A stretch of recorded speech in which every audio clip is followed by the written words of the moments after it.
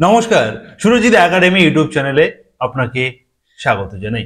নির্বাচন কমিশনারের নতুন নির্দেশিকা, নতুন উদ্যোগ। আপনারা আপনাদের প্রত্যেকের ভোটার আইডি কার্ডের সঙ্গে আধার লিংক বা আধার সংযুক্তিকরণ বাধ্যতামূলকভাবে আপনাদেরকে করতে হবে। আপনারা ইতিমধ্যে অনেকেই জেনে থাকবেন যে ভোটার আইডি কার্ড নিয়ে এই মুহূর্তে কিন্তু সারা দেশ জুড়ে ভীষণভাবে তোলপাড় চলছে।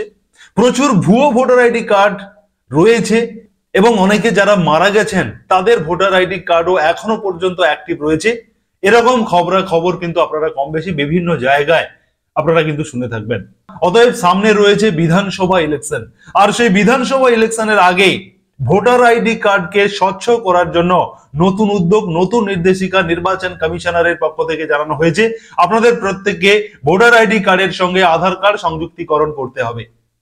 এই ভিডিওর মাধ্যমে আপনাদেরকে স্টেপ বাই স্টেপ দেখাবো আপনি কি করে আপনার ভোটার আইডি কার্ডের সঙ্গে আধার কার্ড সংযুক্তিকরণ করবেন এবং আপনার ভোটার আইডি কার্ডের সঙ্গে আধার কার্ড সংযুক্তিকরণ রয়েছে কিনা সেটা আপনি কিভাবে চেক করে নেবেন তার প্রসেস দেখাবো এই ভিডিওর মাধ্যমে। অতএব এই ভিডিওটি আপনাদের জন্য অত্যন্ত গুরুত্বপূর্ণ হতে চলেছে। ভিডিওর মূল পর্বে যাওয়ার আগে যারা সুরজিৎ একাডেমি ইউটিউব চ্যানেলে এখনো সাবস্ক্রাইব করেননি, আপনারা প্রথমত সাবস্ক্রাইব করবেন, পাশে থাকা নোটিফিকেশন বেল বাটন অন করে রাখবেন এবং এই গুরুত্বপূর্ণ ভিডিও আপনার বন্ধু বান্ধবদের শেয়ার করে সবাইকে জানাতে সাহায্য করবেন। চলুন আপনাদেরকে দেখাই আপনারা কিভাবে নিজেদের হাতে থাকা স্মার্টফোনের মাধ্যমে কিংবা কম্পিউটারের মাধ্যমে চেক করবেন আপনার ভোটার আইডি কার্ডের সঙ্গে আধার কার্ড লিংক রয়েছে কিনা। যদি না থাকে তাহলে আপনি কিভাবে লিংক করবেন তার প্রসেস দেখাবো এই ভিডিওতে।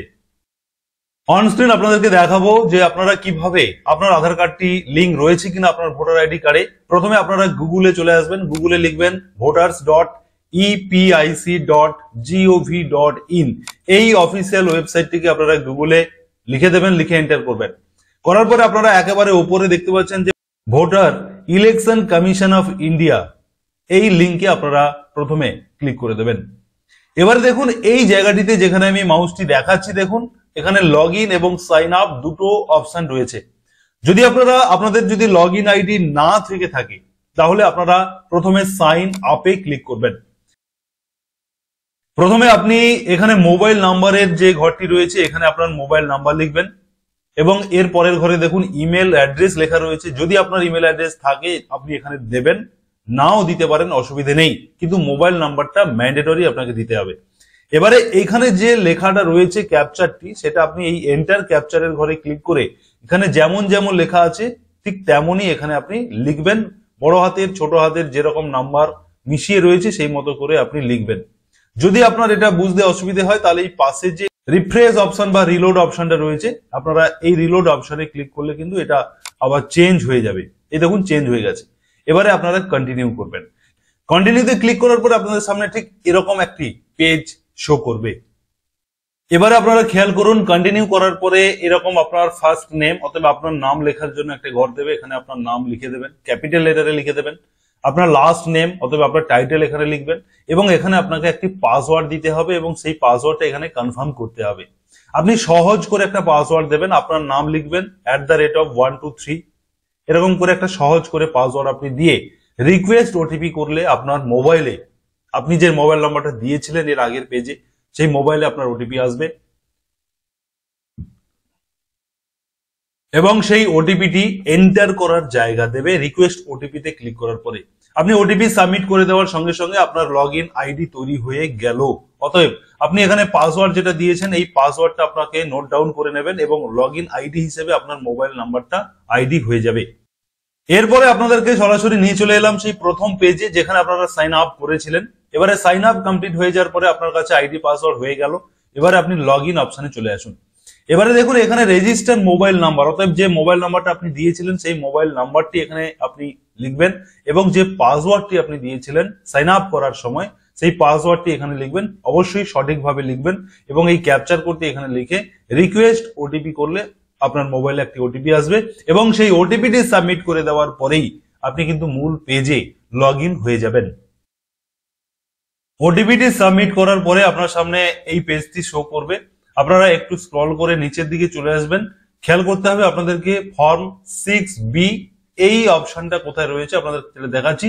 দেখুন আধার কালেকশন বলে লেখা রয়েছে এবং বলা হচ্ছে feel form 6B to get Aadhaar and epic.